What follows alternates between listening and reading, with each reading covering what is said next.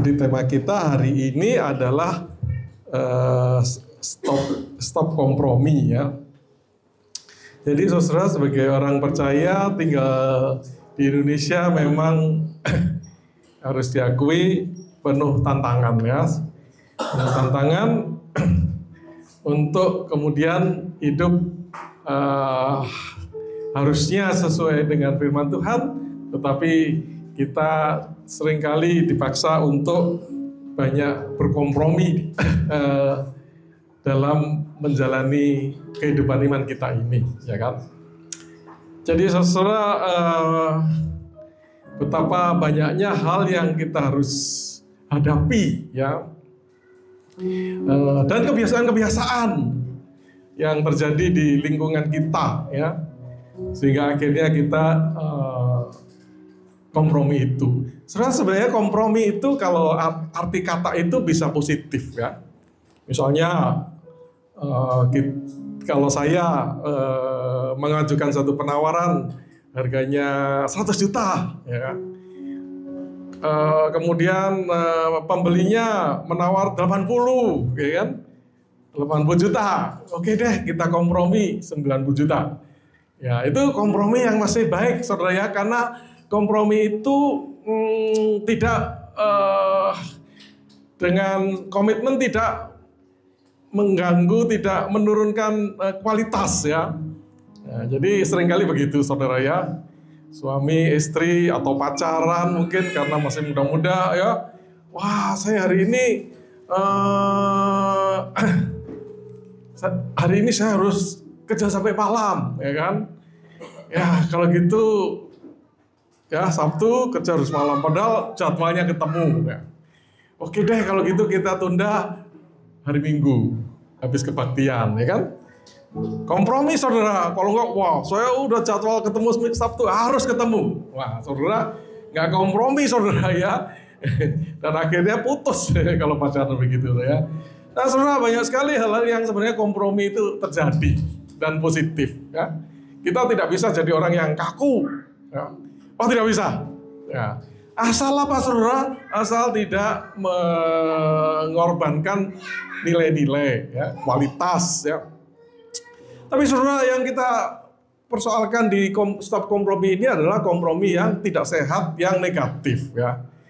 Yang kita harus akhirnya mengorbankan iman kita, keyakinan kita, kepercayaan kita, komitmen kita, ya. Ya, misalnya ya kita sudah salah ditangkap polisi di tengah jalan ya. Wah, saudara, komitmen kita kepada Tuhan itu adalah kita ini mau berlaku berintegritas ya. Kalau salah ya sudah, kita harus dihukum. Tetapi kalau benar ya kita pertahankan. Ya. Tapi saudara, polisinya mendesak dan kita juga ingin selesai. Nah, akhirnya kompromi ya. Ya udah deh, saya bayar di sini deh gitu ya. Akhirnya kita berkompromi ya. Jadi saudara, banyak hal seperti itu terjadi saudara ya. Di rumah saya barusan dicek PLN ya. Bukan dicek, diganti meternya. Ya. Terus habis itu selesai, petugasnya mengatakan saudara, wah ini Pak, terjadi perbedaan antara switch-nya itu yang hanya 3.500 sama meternya yang bisa sampai 5.500, dia bilang begitu. Wah ini penipuan Pak kalau diketahui oleh PLN. Wah saya kaget juga saudara, kok bisa terjadi seperti itu ya. Kenapa? Karena kalau batasnya 3.500 itu harga per kWh-nya itu lebih kecil daripada kalau lebih tinggi lagi ya. Berarti saya membayar untuk sesuatu yang harusnya berapa lebih rendah gitu. Nah, tapi terus dia bilang, "Pak, kalau ingin menyelesaikan hubungi saya." Wah, ini ingin ngajak kompromi nih saudara ya. Nah, tapi saya tidak mau lakukan itu. Saya bilang ke ini orang saya yang di rumah itu, "Coba kamu ke PLN. Urus ini, bereskan ini," gitu. Jadi saudara, banyak sekali hal-hal seperti itu saudara ya, dan saudara sebagai orang percaya saudara, ya kita dituntut untuk tidak berkompromi, ya kita dituntut tidak berkompromi. Nah saudara, hari ini tentu kita sudah mengerti, ya. Kita tidak boleh berkompromi. Tetapi kenapa kok kita itu tidak boleh berkompromi, ya? Kenapa itu harus menjadi satu komitmen kita, ya? Jadi saudara, kenapa? Karena saudara sebagai orang percaya, kita ini sudah mengalami kemurahan Allah, ya, dari bacaan kita, ya. Kita ini sudah mengalami banyak kemurahan Allah, ya. Kita ini diselamatkan oleh kematian Kristus, ya. Ya, kemudian kita ini memiliki hubungan dengan Allah. Ya, kita ini disediakan tempat di sorga. Kemudian di dunia ini kita diberkati, ya, dipeliharakan, ya, diberikan ini saudara-saudara dalam Tuhan ini. Saudara, banyak di luar sana dia sendirian, ya, atau kalau punya teman bersaing, ya. Sungguh hidup yang gak mudah, saudara, ya. Tapi di sini kita memiliki saudara-saudara yang saling mengasihi. Amin, saudara. Itu kemurahan, saudara, ya. Jadi saudara, kita itu sudah mengalami banyak hal, ya, kemurahan dari Tuhan. Ya. Jadi saudara, masuk akal, saudara, ya, kalau kemudian kita itu menurut bacaan kita mempersembahkan tubuh dan pikiran kita atau diri kita seutuhnya kepada Dia. Ya, berarti tidak kompromi, bahkan bukan saja tidak kompromi, tetapi juga melakukan sesuatu, melakukan hal-hal yang Tuhan ingin kita lakukan. Ya. Nah, jadi itu saudara, ya. Nah, mari kita akan membaca dari Roma 12 ayat 1 sampai 2, ya. Roma 12 ayat 1 sampai 2. Itu saya ambil dari Alkitab, saudara, ya. Saya bacakan, saudara, ya. Karena itu, saudara-saudara, demi kemurahan Allah, jadi lihat itu demi kemurahan Allah, aku menasihatkan kamu supaya kamu mempersembahkan tubuhmu sebagai persembahan yang hidup, yang kudus, dan yang berkenan kepada Allah. Itu adalah ibadahmu yang sejati, gitu, saudara. Ayat 2, janganlah kamu menjadi serupa dengan dunia ini, tetapi berubahlah oleh pembaruan budimu, sehingga kamu dapat membedakan mana kehendak Allah, apa yang baik, yang berkenan kepada Allah, dan yang sempurna. Jadi demikian firman Tuhan yang berbahagia kalau kita membaca, merenungkan, mengerti, mengalami, dan menjadi pelakunya, saudara, ya. Nah, saudara, bacaan kita dimulai dengan karena itu. Ya, kenapa? Karena kemurahan Allah yang Paulus ungkapkan di bacaan di ayat sebelumnya, di pasal sebelumnya, yaitu pasal 1 sampai 11, ya. Jadi di dalam pasal 1 sampai 11 itu Paulus berbicara tentang tentang teologi, ya, tentang doktrin apa yang sedang terjadi di dalam hidup orang yang percaya, ya. Diselamatkan dan sebagainya itu. Nah, kemudian dia masuk ke pasal berikutnya, 12, nanti 13 dan seterusnya. Maka pada pasal-pasal berikut ini, Paulus berbicara tentang bagaimana kita menjalani pengajaran-pengajaran doktrin itu. Ya. Jadi dengan kata lain, saudara, dia ingin kita itu tidak saja mengerti, ya, apa yang terjadi di dalam hidup kita, tetapi juga hidup dalam iman kita itu, mempraktekkan keyakinan kita itu, ya. Jadi kekristenan ini bukan sekedar oh ya selamat, oh ya diberkati, ya, tetapi kita itu menjalankan di dalam kehidupan kita sehari-hari, ya. Itu, saudara, ya. Jadi saudara, karena kemurahan itu kemudian kita mau melakukan ini, ya, melakukan ini, dan di situ Paulus dikatakan menasehati, ya, menasehati, ya. Menasehati. Jadi saudara, kalau Allah, jadi ini bukan diperintahkan, walaupun adanya diperintah, saudara, ya. Jadi saudara, karena apa? Ya, karena kemurahan Allah itu. Jadi kalau Allah sudah begitu baik kepada kita, ya, maka kita ingin melakukan segala sesuatu yang menjadi kehendaknya itu dengan sukarela, dengan senang hati, gitu. Ya, bukan terpaksa, bukan dengan keraguan-raguan, ya. Kecuali kita belum mengalami kemurahan itu, saudara. Ya, tapi karena kita sudah mengalami kemurahan itu, demi kemurahan Allah itu, maka kita akan melakukan, ya, pasal 12 sampai selanjutnya, ya, dengan sukarela, gitu saudara. Ya. Nah, jadi saudara, inilah motivasi kita. Kenapa kok stop kompromi itu? Ya, antara lain, ya, stop kompromi itu. Mengapa kita mau ikut di dalam agenda perubahan yang Allah kerjakan di dalam hidup kita? Ya, karena kemurahan Allah itu yang sudah demikian besar sehingga kita dengan sukacita, sukarela ikut, ya, menjalani agenda perubahan yang terjadi di dalam hidup kita, yang sedang dikerjakan oleh Allah kita. Ya. Sebentar ya, Mbak.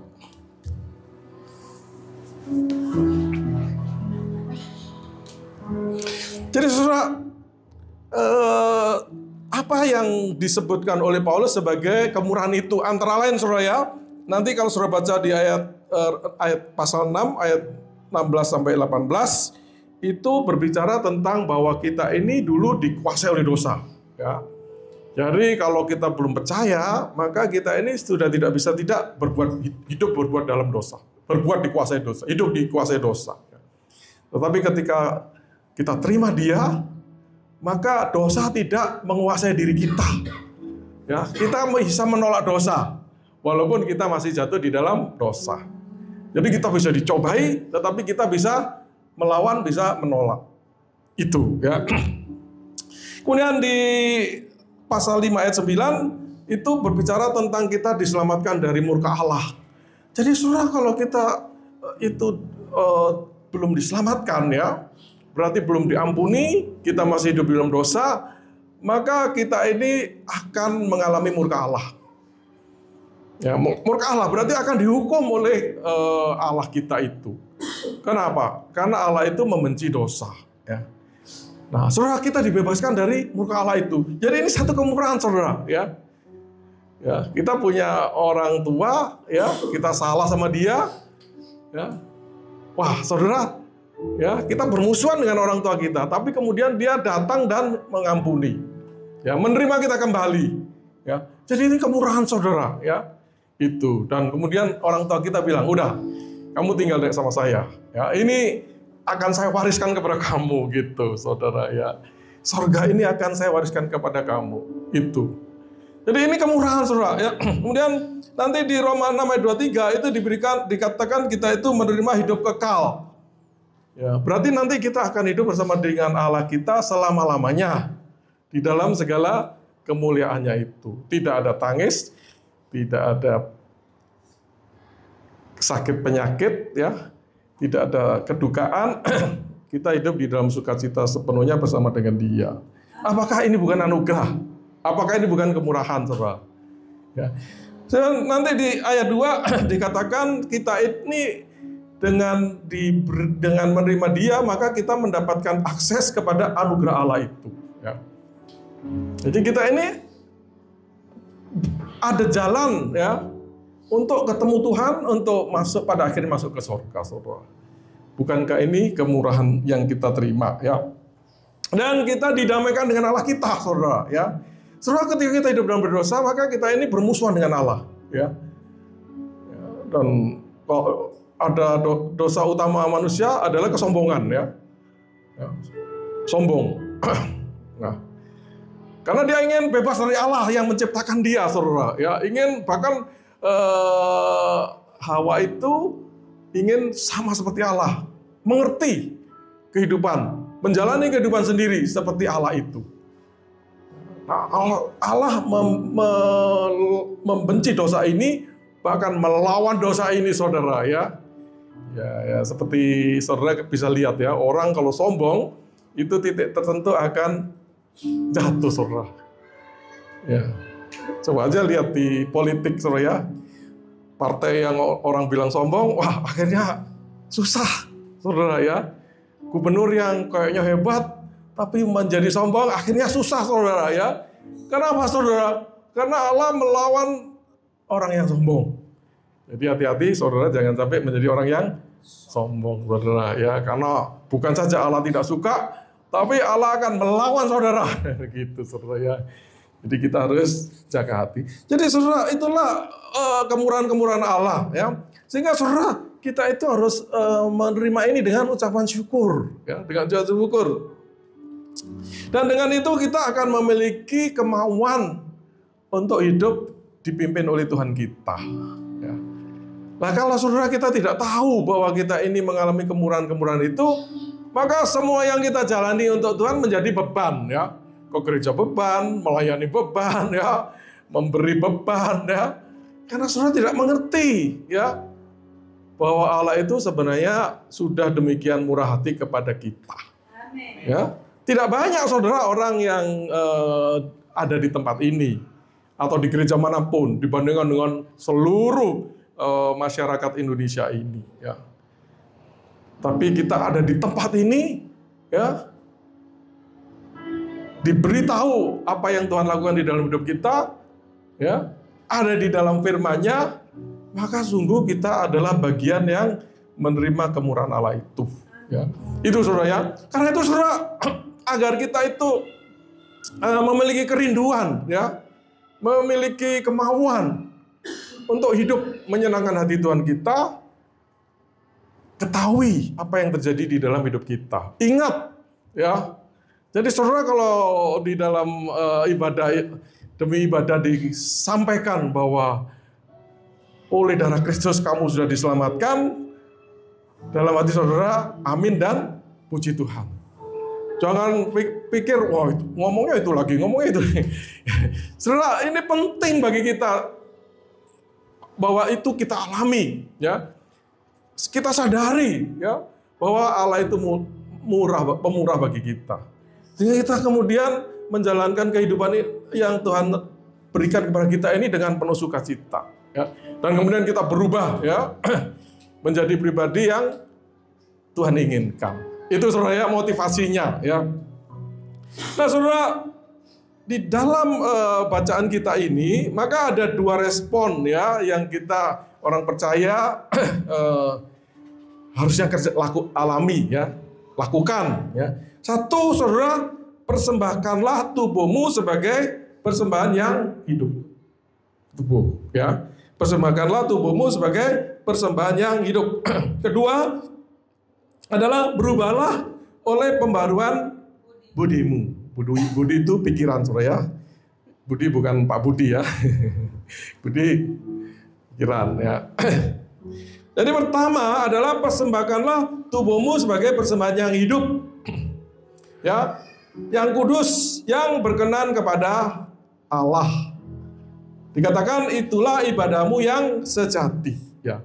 Nah, jadi saudara, di situ dikatakan kita diminta mempersembahkan, ya, mempersembahkan, memberikan, ya, memberi diri sendiri dengan sukarela dan dengan senang hati. Itu tidak dengan paksaan, tetapi dengan kerelaan, ya. Jadi ini adalah dorongan dari Paulus, saudara. Ya, kamu sudah mengalami kemurahan Allah, harusnya kamu memberi dirimu ini, tubuhmu ini, ya, yang masih muda-muda ini, kecuali saya, mungkin ada lagi yang tua, kepada Allah, menjadi persembahan yang hidup, yang kudus, dan akhirnya berkenan kepada Allah. Amin. Kenapa? Karena Allah sudah begitu baik kepada kita, ya. Jadi saudara, yang diminta dipersembahkan adalah tubuh, ya, tubuh. Tubuh ini sebenarnya keseluruhan dari diri kita.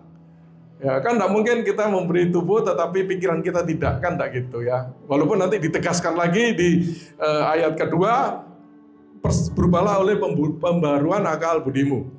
Ya, tetapi tubuh ini keseluruhan diri kita, saudara, ya. Ya, jadi kita ini diminta memberikan keseluruhan diri kita, ya. Jadi saudara, kalau saudara berpikir, ya, berkata-kata, ya, menggunakan segala tubuh kita ini, maka persembahkanlah ini sebagai persembahan yang hidup, saudara, ya, yang kudus dan yang berkenan kepada Allah, ya. Jadi saudara, kita ini disamakan dengan persembahan pada perjanjian lama, ya. Jadi saudara, di perjanjian lama orang yang berdosa itu mempersembahkan korban, ya. Bisa sapi, bisa domba, bisa juga burung kalau nggak punya uang, ya bisa juga biji-bijian. Jadi surah ini menunjukkan bahwa dosa ini masalah yang serius sampai harus berkorban. Bayangkan sekarang kalau saudara harus berkorban untuk dosa saudara, ya. Paling murah aja burung dara. Berapa? Ya, setiap hari saudara harus potong burung dara, merpati saudara, ya. Wah, bisa banyak budgetnya saudara, ya. Ya, tapi semua itu sudah diselesaikan oleh Kristus, dan karena itu sekarang saudara persembahkanlah dirimu sebagai persembahan yang hidup, ya. Jadi saudara, berarti saudara ya, sekarang ini dedikasikanlah hidupmu yang hidup ini, ya. Jangan tunggu mati saudara, ya. Mati terus dipersembahkan. Enggak saudara, persembahan yang hidup, ya. Selagi hidup, maka dedikasikanlah hidupmu ini secara total kepada Allah. Artinya apa saudara? Artinya dengan hidup kita ini, marilah kita melayani Dia, ya. Mempersembahkan kepada Dia berarti Dia tidak ingin kita mati, saudara, ya. Kalau zaman perjanjian lama, Dia ingin korban darah, mati. Tuhan berkenan, diampuni, ya. Tapi zaman sekarang tidak, saudara. Persembahkanlah dirimu sebagai persembahan yang hidup. Jadi saudara bersemangatlah hidup, ya. Jangan saudara ini tidak semangat di dalam menjalani kehidupan. Tapi dengan untuk apa? Untuk melayani Dia. Ya, untuk melayani Dia, ya, hidup, ya. Persembahkanlah tubuh kita, pikiran kita, tangan kita, suara kita untuk Dia, ya. Selama-lamanya, dari sekarang hingga selama-lamanya. Dan yang apa saudara? Yang kedua adalah yang kudus, saudara, ya. Jadi saudara, kudus itu berarti dipisahkan untuk Allah, ya. Allah itu kudus, karena itu kita harus kudus, ya. Jadi saudara, kita ini mempersembahkan di tubuh kita, melayani Dia sebagai persembahan yang kudus. Berarti betul-betul diperuntukkan untuk Allah kita. Berarti kita melakukan segala sesuatu itu sesuai dengan kehendaknya, gitu saudara. Jangan kita melakukan mau-mau kita, apalagi mau-maunya dunia. Ya, jadi karena itu tema kita itu stop kompromi itu betul, ya. Jangan mempersembahkan diri, ya, tidak hidup, ya. Kalau hidup tidak kudus, maka itu kompromi, saudara, ya. Ya, mari kita berhenti kompromi dan mempersembahkan tubuh kita menjadi persembahan bagi Dia, persembahan yang kudus, ya, persembahan yang kudus. Nah, saudara, karena itu, saudara, kita itu harus menjalani kehidupan melayani Dia sesuai dengan kehendaknya. Ya, berarti kita itu harus rela, ya, diajar, mengetahui kehendaknya dan melakukan kehendaknya. Jadi saudara, kalau gembala mengajar atau ada PA, ada seminar, ya saudara, itu kita bersemangat ikut supaya kita semakin mengerti apa kehendaknya dan dilatih melakukan kehendaknya itu.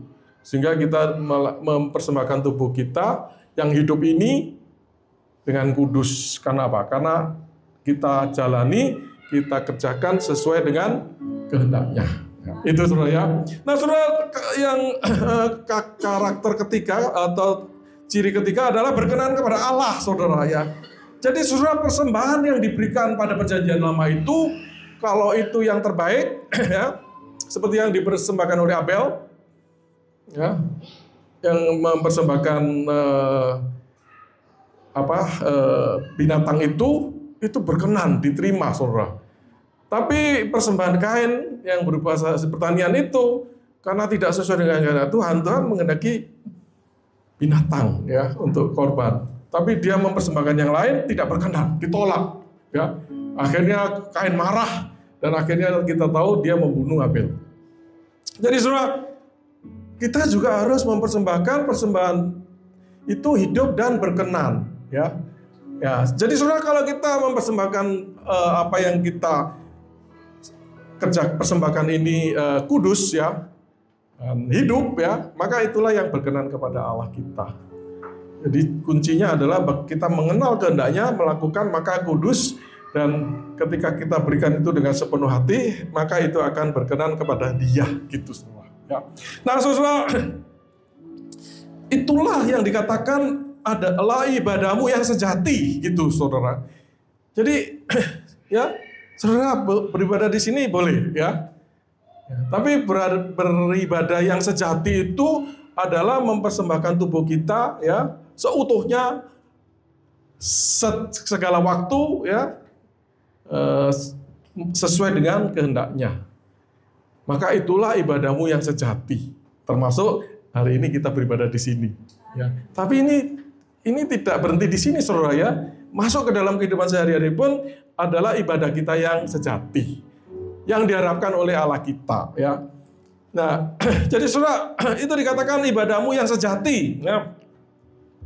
Jadi sejati itu kalau digali artinya adalah berasal dari kata logikos ya. Di situ mungkin saya kasih di kurung-kurung itu, saudara bisa baca-baca ya untuk sedikit tahu kata-kata Yunani ya.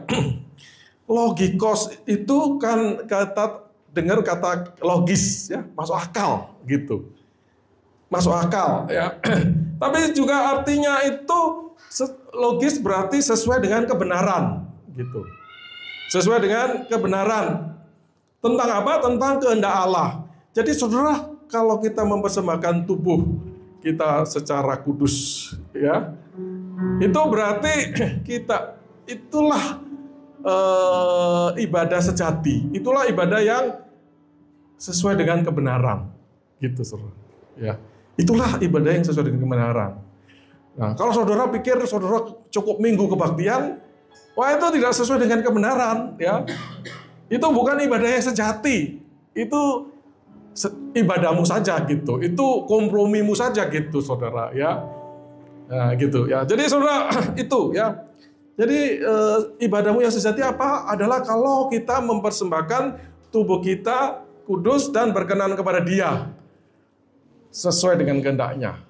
Maka itulah ibadah kita yang sejati, saudara. Ya, jadi ibadah kita sejati bukan hanya di gereja ini, ya, bukan hanya di rumah, ya, tapi seluruh hidup kita yang kita persembahkan kepada Dia secara kudus. Ya.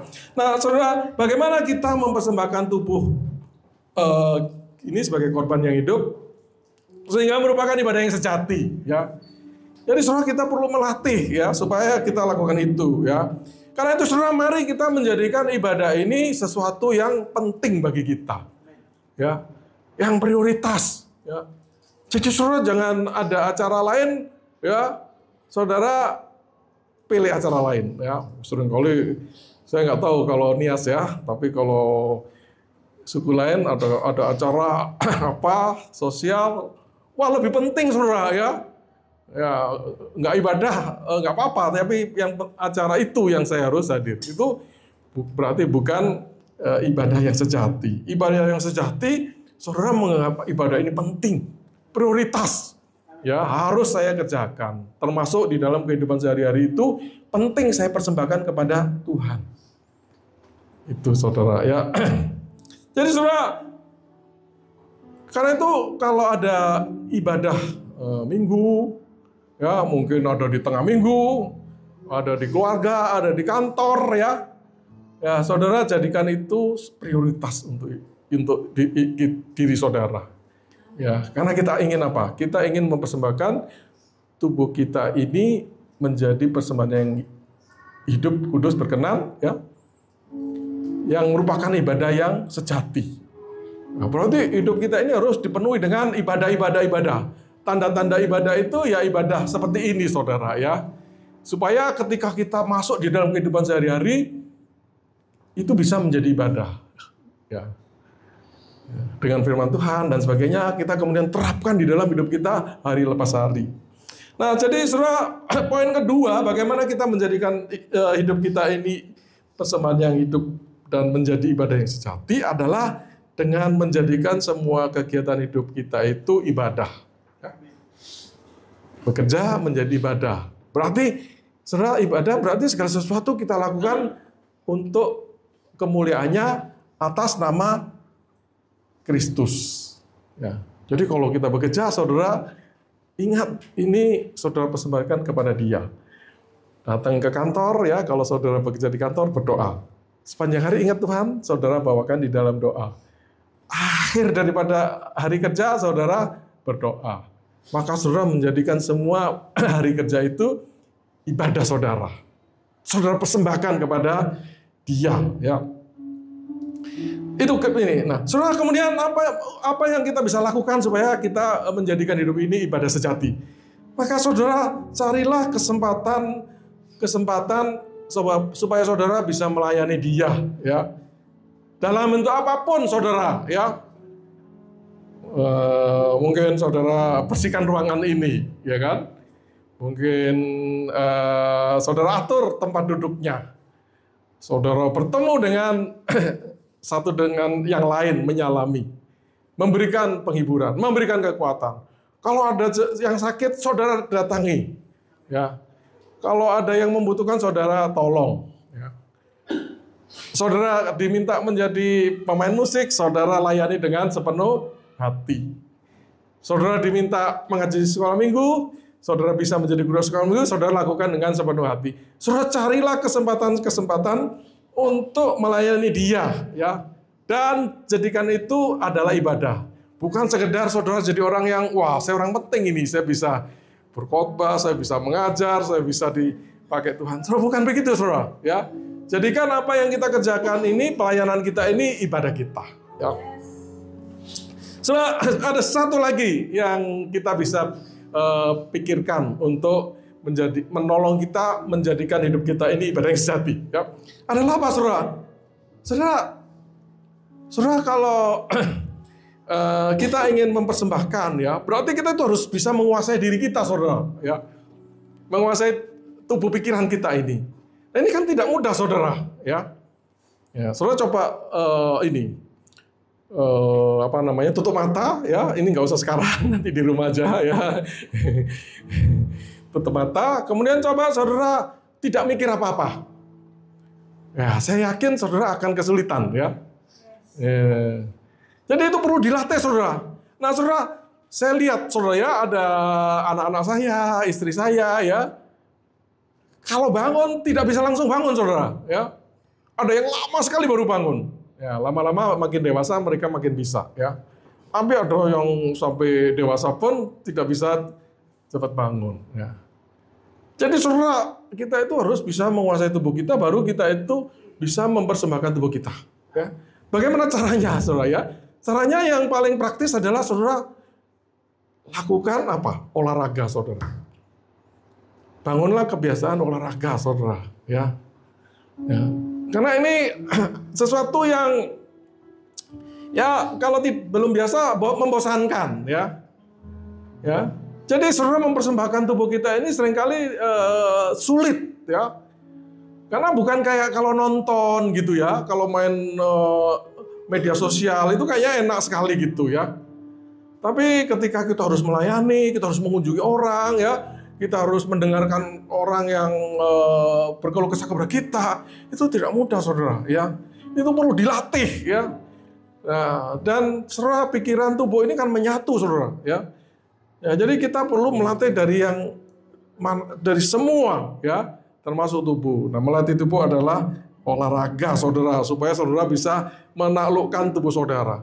Saudara, saya datang ini biasanya saya tidur itu 6 jam hingga 7 jam, ya, itu enak. Tapi kalau hari ini, detik ini, saya tidur cuma 5 jam, saudara. Ya, karena kemarin ada orang menikah, gitu, ya. Terus persiapannya harus saya siapkan sampai selesai malam, gitu kan. Ya, jadi dari sisi tidur saya ini kurang, ya. Tapi saya bisa menguasai diri, datang di sini tidak terlambat, ya. Gitu, saudara, ya. Ya, kenapa? Karena saya sudah latih, saudara, ya. Pokoknya alarm bunyi, bangun, ya. Gerak badan dikit-dikit, ya, ya, terus berdoa.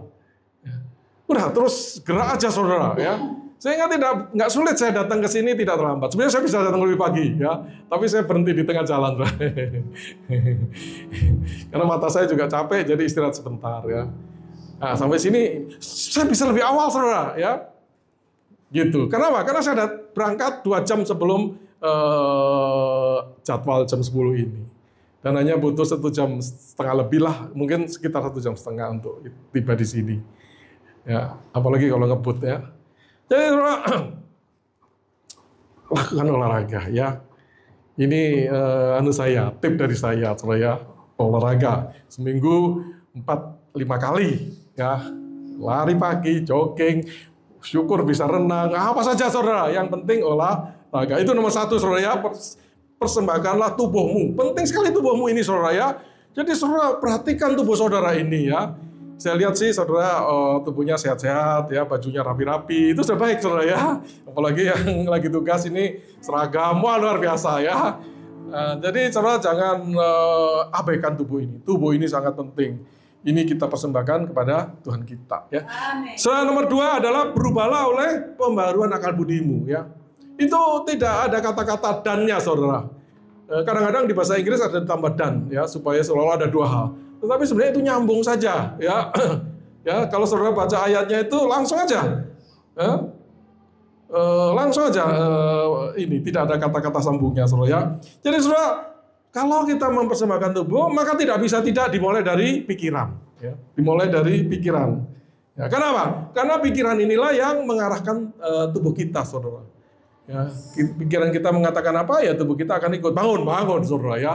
Kalau pikiran kita bilang, tambah lagi deh tidurnya, ya, tambah lagi tidurnya, ya. Oh, nanti tubuhnya kalau nggak kuat, blas, tidur habis, saudara, ya. Bangun-bangun sudah kesiangan, wah, gereja sudah hampir selesai, gitu, saudara, ya. Jadi penting sekali kita juga memperbarui pikiran kita ini, saudara, ya. Dan di dalam memperbarui pikiran ini ada 2 hal, saudara, ya. Di dalam bacaan kita, ya, ayat 2 itu. 1 adalah janganlah kamu menjadi serupa dengan dunia ini, ya. Janganlah kamu menjadi serupa dengan dunia ini. Dan yang kedua adalah berubahlah oleh pembaruan budimu, saudara, ya. Jadi yang pertama adalah janganlah kamu menjadi serupa dengan dunia ini. Jadi saudara, janganlah kita ini mudah dibentuk oleh dunia ini, ya. Menjadi serupa itu mudah dibentuk, ya, mudah ada pola, ya, kemudian kita ikut pola itu. Ya, ada pattern, ada pola, kita ikut pola itu, saudara, ya. Di dunia ini menciptakan pola-pola itu, saudara, ya.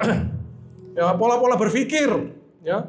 Yang kita gampang ikut, saudara, ya. Kita gampang sekali ikut. Ya.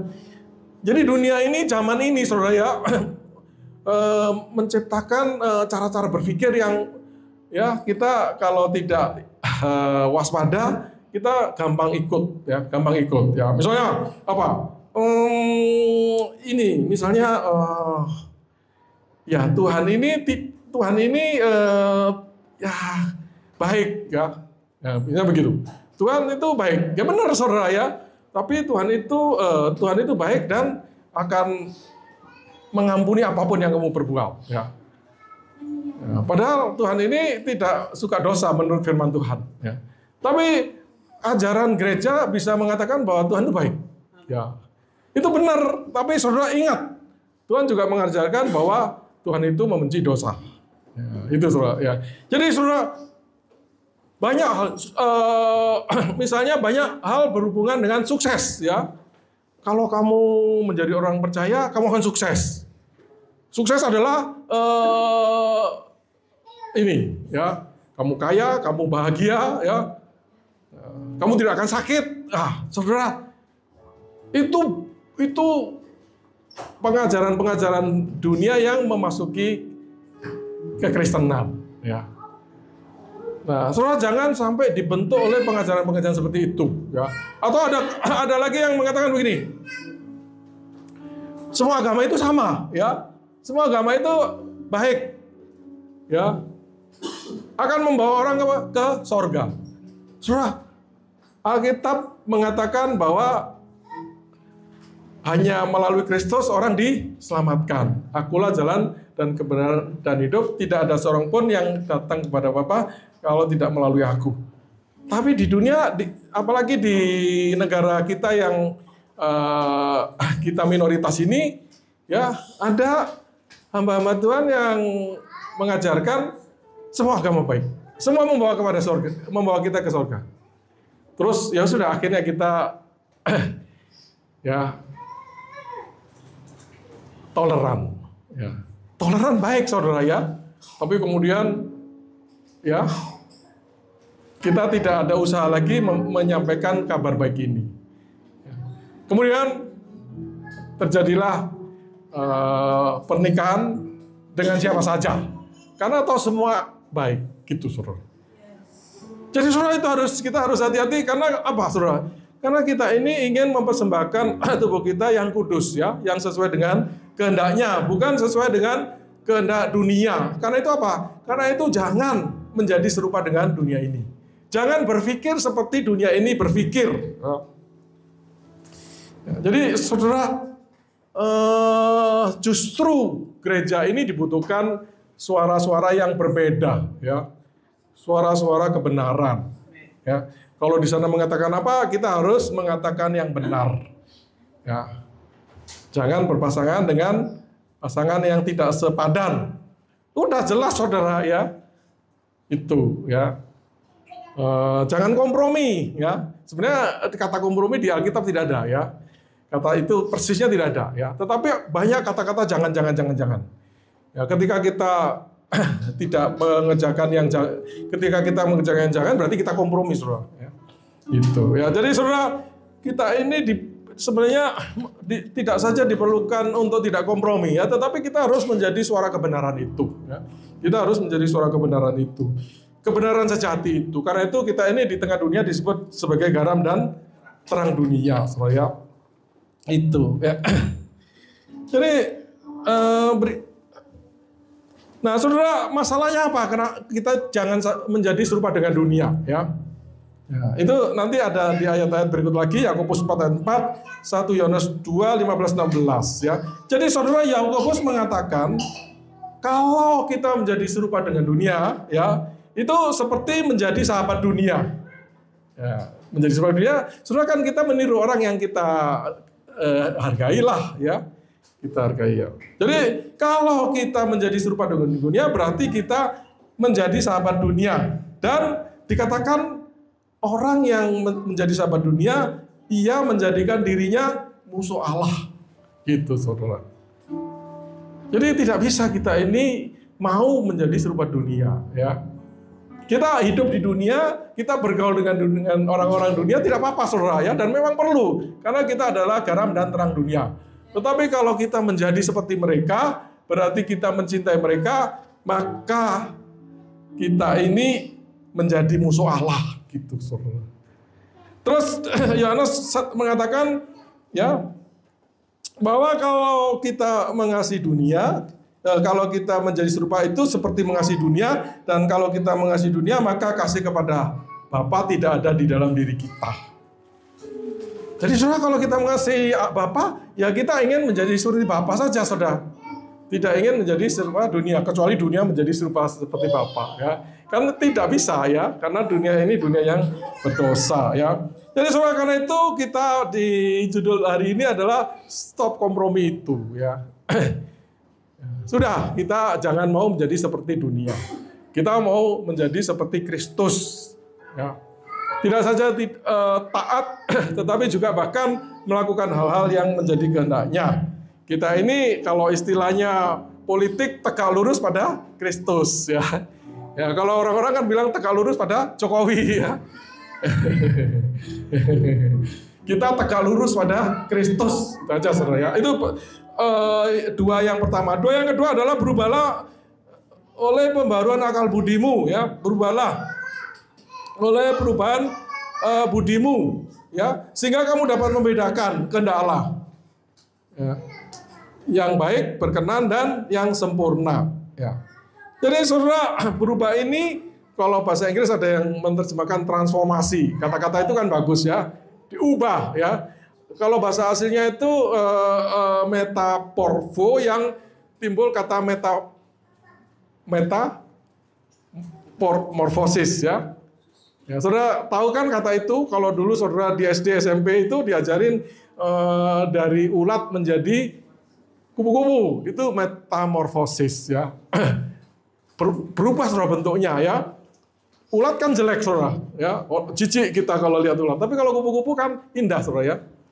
Ya, atau dari telur menjadi burung. Ya, dari telur yang begitu saja tidak terlalu jelek sih telur ya. Kita makan juga mau telur ya. Tapi kemudian berubah jadi burung yang bisa terbang ya. Atau dari biji ya menjadi tanaman kemudian menjadi buah gitu saudara ya. Jadi itulah yang sedang terjadi di dalam diri kita. Berubahlah oleh pembaruan akal budimu. Berubahlah secara total. Ya. Yang bisa dilihat bentuknya itu loh ya. Dulunya ulat, sekarang kupu-kupu ya. Jadi saudara, kalau saudara dulu itu kayak ulat ya, orang lihat nggak suka, nggak apa-apa ya. Yang penting sekarang sudah menjadi kupu-kupu. Mungkin sekarang masih kupu-kupu kecil, nggak apa-apa saudara ya. Tapi nanti pelan-pelan akan menjadi kupu-kupu yang besar, yang indah saudara ya. Amin saudara ya. Jadi berubahlah ya, berubah yang total ya, yang dari dalam sampai keluar ya, sehingga kelihatan ya. Kelihatan ini dulu ulat ini ya. Sekarang udah jadi kupu-kupu gitu ya. Jangan kebalik saudara ya. Dulu kupu-kupu kok sekarang jadi ulat. Wah, itu saudara itu salah jalan saudara ya. Itu bukan pekerjaan Tuhan ya. Pekerjaan Tuhan ini kita itu nggak apa-apa. Memang kita ini bukan orang yang sempurna saudara ya. Ya, tapi dari waktu ke waktu kita berubah bentuk ya, berubah secara total dari pikiran sampai keluar ya, itu saudara ya. Nah, jadi saudara bagaimana dan saudara perhatikan saudara di situ berubahlah ya, di dalam bahasa Indonesia nggak terlalu jelas ya, tapi kalau bahasa Inggrisnya itu be transform ya. Jadi saudara itu berarti bentuknya itu pasif ya. Jadi berubahlah itu seperti diubah gitu. Jadi saudara kalau kita terima Tuhan, maka kita ini sedang di dalam proses diubah oleh Tuhan, ya, sedang dikerjakan oleh Tuhan, ya, untuk menjadi ciptaan baru, ya, ciptaan baru.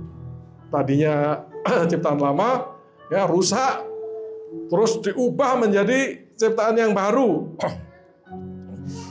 Dan yang mengerjakan adalah Roh Kudus ya, yang antara lain mengerjakan buah roh di dalam hidup kita, sehingga kita ada kasih, damai sejahtera, kemurahan dan sebagainya itu. Ya. Itu sedang terjadi saudara ya, diubah ya. Tapi kata-kata ini juga pernah ada perintah ya. Jadi berubahlah ya. Itu ada nada perintahnya juga. Berarti kita juga punya tanggung jawab saudara ya. Jadi kita itu harus bertanggung jawab atas perubahan kita. Ya, Tuhan mengerjakan, kita bekerja sama, kita taat gitu, ya, agar kita ini diubah. Jangan menolak perubahan itu, saudara. Ya. Jadi Tuhan mengerjakan, kita terima dengan sukacita, ya, sehingga kita mengalami perubahan itu. Dan bentuknya juga bentuk present tense, saudara. Jadi bukan yang lalu, ya. Juga bukan sesuatu yang terjadi sekali. Saudara bertobat selesai, tidak saudara ya. Saudara bertobat, saudara masih akan dikerjakan oleh Tuhan untuk berubah terus-menerus sepanjang hidup saudara hingga akhir hidup saudara. Ya. Jadi itulah kata itu saudara ya, bahwa dia itu saudara. Jadi saudara itu tidak perlu khawatir. Nah ini saya bagaimana bisa berubah? Oh jangan khawatir saudara ya. Tuhan yang mengerjakan.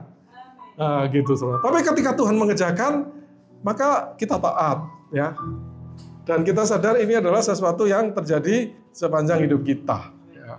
Sehingga kita terus saja ikut ya, masih muda prosesnya lain ya, mungkin pacaran, patah hati dan sebagainya ya, yang menyebabkan dekat Tuhan ya. Tapi nanti sudah menikah, pasangan kok begini, prosesnya lain lagi saudara ya. Nanti anak-anak sudah pada pergi kayak saya begini, lain lagi ya ternyata hidup ini. Nanti makin tua, beda lagi saudara ya. Nah, saudara, Tuhan mengerjakan ini sepanjang hidup kita, seumur hidup kita, supaya kita disempurnakan. Jadi saudara sabar aja, saudara ya. Itu saudara, itu. Jadi saudara, Tuhan mengerjakan kepada kita itu supaya kita menjadi seperti Kristus pada akhirnya. Sehingga kita bisa hidup sebagai persembahan, mempersembahkan hidup kita itu. Nah, saudara, bagaimana kita melakukan itu ya? Bagaimana kita berinisiatif untuk bekerja sama dikerjakan oleh Tuhan itu. Maka mari saudara ya, kita mengisi pikiran kita ini dengan firman-Nya ya. Tidak bisa tidak saudara, kita mengisi dengan firman-Nya supaya saudara lebih cepat bertumbuh saudara ya. Jangan terlalu pasif ya. Saudara hanya dengerin aja khotbah minggu. Saudara nggak cukup saudara ya, banyak baca sendiri ya. Sehingga firman Tuhan itu banyak mewarnai pikiran kita ya. Dan itu mempercepat kita mengalami perubahan ya. Bisa melalui khotbah, bisa melalui PA, melalui baca sendiri, melalui kuliah, saudara ya. Tapi semua itu ditujukan untuk mengubah hidup kita, ya bukan sekedar tahu. Ya. Saudara, kemudian hafalkan beberapa ayat, ya, atau sebanyak mungkin ayat, ya. Sehingga itu sangat mempengaruhi kita, ya. Termasuk ayat yang hari ini, saudara. Mari kita hafalkan Roma 12 ayat 1 sampai 2 ya. Nanti minggu depan Pak Gembala cek siapa yang bisa hafal, kasih hadiah ya. Itu saudara ya, hafalkan ya, baca, hafalkan. Kemudian saudara, saudara hiduplah dengan tenang ya. Jadi saudara hidup ini nggak perlu terlalu ambisi ya. Ya kita harus bersemangat, tetapi saudara hiduplah dengan tenang. Artinya saudara waktunya ibadah ya, jangan sambil ibadah begini pikiran saudara di mana ya, di teman-teman ya, di rumah ya. Maka saudara tidak bisa mengisi pikiran saudara dengan kebenaran ya. Karena pikiran saudara ada di mana-mana ya. Ya, tapi hidup dengan tenang ya. Hari Minggu ya, udah jangan terlalu banyak kegiatan bekerja atau apa, cari-cari tambahan lagi gitu ya. Tenang aja saudara hidup ini ya. Tuhan sedang bekerja di dalam hidup kita ya. Kalau kita taat, Dia akan memberkati yang saudara nggak bisa cari saudara ya. Saudara cari sampai habis-habisan ya, dapat berapa? Tapi kalau Tuhan memberkati saudara, wah, sudah nggak usah dicari saudara ya. Kadang-kadang saya juga heran gitu ya. Diam-diam aja kok ya berkat itu mengalir ya. Jadi saudara tenang aja saudara ya, percaya kepada Dia ya. Maka Tuhan akan memberkati kita dengan leluasa ya. Jadi saudara kurangilah itu media sosial, handphone ya, TV ya, kurangi saudara ya. Supaya pikiran kita ini tenang ya. Ya, kalau kita terlalu sibuk dengan pikiran kita ya, mungkin Instagram yang wah terus saja masuk di dalam pikiran kita. Tidur pun ingat saudara ya. Di toilet juga ingatnya itu ya. Duduk-duduk ingatnya itu, di gereja ingatnya itu. Waduh saudara, kapan firman Tuhan masuk di dalam pikiran kita ya. Sementara semua itu saudara tidak bisa memberkati ya, malah menyusahkan ya. Malah kita merasa aduh kok orang lain begini, saya kok begini ya. Kita jadi iri hati, jadi cemburu saudara. Ya. Dia tidak bisa memberkati kita saudara ya. Tapi kalau saudara ingat firman Tuhan ya, Tuhan itu bisa memberkati kita. Itu bedanya saudara ya. Ya, jadi saudara ya, itu saya tuh cukup banyak baca firman Tuhan ya, pagi baca firman Tuhan tuh bisa sampai 1 jam saudara ya. Ya saya bukan pendeta seperti Pak Gembala saudara ya. Ya, tapi saya mau baca firman Tuhan ya. Terus setiap hari saya juga berusaha baca. Ya. Bukan saja firman Tuhan yang di Alkitab, saya baca berbagai tulisan saudara ya tentang firman Tuhan itu ya. Supaya pikiran saya ini ya paling nggak ada keseimbangannya gitu ya. Kenapa? Karena yang berfirman itu bisa memberkati ya. Kalau yang nulis sosial media ini banyak orang yang nggak kenal Tuhan saudara ya. Yang ingin sombong, yang ingin dihargai ya. Ya, yang bisa membuat kita itu juga akhirnya terpacu seperti itu saudara ya. Nah, mari kita hidup dengan tenang ya. Itu saudara hari ini ya. Jadi saudara selesai ya. Tapi saya mau kasih penutup singkat kali ini. Jadi saudara, kita ini sudah mengalami kemurahan Tuhan. Ya. Karena itu mari kita dengan sukacita, dengan sukarela, ya, dengan tekad mau ikut agenda perubahan yang dikerjakan oleh Tuhan di dalam hidup kita. Yang adalah untuk kebaikan kita, bukan untuk kebaikan Tuhan. Ya. Nah, jadi saudara, mari kita mempersembahkan tubuh kita, ya, menjadi persembahan yang hidup, yang kudus, yang berkenan, yang adalah ibadah sejati kita, ya, melalui ibadah beneran yang kita sebut ibadah ini, maupun melalui kehidupan sehari-hari yang kita jadikan ibadah, maupun pelayanan yang kita jadikan ibadah. Mau semua kegiatan kita jadikan itu ibadah, artinya kita kerjakan di dalam nama Tuhan. Kalau bisa juga sosial media saudara dalam nama Tuhan. Ya. Jadi saudara, kalau saudara perhatikan yang berteman dengan saya, tiap pagi saya kirim satu ayat saudara ya. Ya, saya berpikir sosial media ini bagaimana menjadikan ini dalam nama Tuhan. Ya, paling gampang kirim satu ayat lah ya. Atau kirim macam-macam yang merangsang orang melihat firman Tuhan. Jadikan semuanya ini dalam nama Tuhan. Ya. Saudara, tubuhmu, kemudian juga pikiranmu, saudara, berubahlah pikiranmu ini. Ya. Saudara, jangan mau dibentuk oleh pengajaran-pengajaran angin-angin dunia ini, saudara. Tentang sukses, tentang apa, tentang hidup bahagia, saudara. Jangan dibentuk oleh dunia ini, tetapi cari di dalam firman-Nya. Hal-hal yang penting ada di dalam firman Tuhan, saudara. Kalau yang nggak penting nggak ada. Jadi saudara hari ini pilih seragam warnanya coklat tidak masalah, ya. Warna putih tidak masalah, ya. Tapi hatimu itu urusan Tuhan, ya. Jaga hati. Masuk ke gereja jaga hati, ya. Sepanjang hari jaga hati. Itu urusan Tuhan, penting sekali. Karena itu Alkitab banyak berbicara tentang hal itu. Pikiranmu saudara jangan diubah menjadi seperti dunia, tetapi berubahlah berubahlah pikiran kita ini oleh firman-Nya, ya, oleh firman-Nya, ya.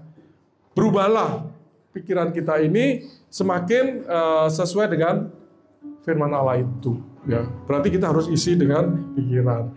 Baik, itu saya renungan kita hari ini. Mari kita stop kompromi dengan dunia ini, ya. Mari kita hidup untuk Tuhan kita, ya. Mari kita mengikuti agenda perubahannya, sehingga hidup kita tidak akan sama lagi, ya. Ya, mungkin kalau besok masih mirip-mirip ya, tapi nanti 1 tahun lagi, ya, kalau kita ketemu lagi, wah, ini sudah lain sama sekali gitu, ya. Karena kita ikut agenda perubahan Dia. Mari kita berdoa.